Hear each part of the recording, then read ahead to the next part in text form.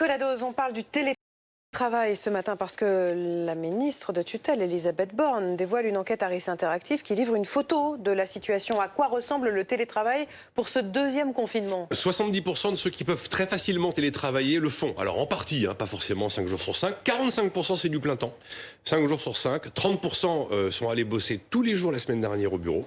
Pas de télétravail alors qu'ils pouvaient le faire. Et dans 15% des cas, les sondés indiquent que c'est un refus de l'employeur d'accepter le télétravail dans l'entreprise. Donc cette enquête commandée par le ministère du Travail nous dit bien, mais peut mieux faire, quoi. Oui, c'est ça. Mais en fait, c'est la conclusion d'Elisabeth Borne. Elle nous dit clairement, c'est satisfaisant, globalement ça fonctionne, la plupart des chefs d'entreprise jouent le jeu.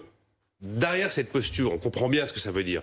Moi, ma priorité, c'est que les gens travaillent. C'est ça la priorité du gouvernement. Et on voit bien que l'histoire de l'obligation de télétravailler 5 jours sur 5, c'est de la pression, aimable, mais il n'y aura pas un système de sanctions et un système de contrôle derrière.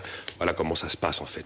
Mais sur quoi se fonde malgré tout le gouvernement pour dire que le télétravail, il faut que ce soit obligatoire? Parce que hier, Laurent Pietraszewski, qui est le secrétaire d'État chargé de la santé au travail, répétait que le télétravail n'était pas facultatif, mais que c'était la règle. Donc on a du mal à comprendre entre l'obligation et le facultatif. Ouais. Alors il y a deux normes juridiques, mais qui n'appartiennent pas au gouvernement, qui fondent un petit peu ce raisonnement. La première, c'est qu'un employeur doit tout faire et il est obligé d'assurer la santé et la sécurité des salariés. Logique, Mais nulle part, cette loi ne mentionne le télétravail comme outil. Et puis, plus précisément, l'article 1122-11 du Code du travail dit que dans certaines circonstances, le télétravail peut être considéré comme un aménagement de poste nécessaire.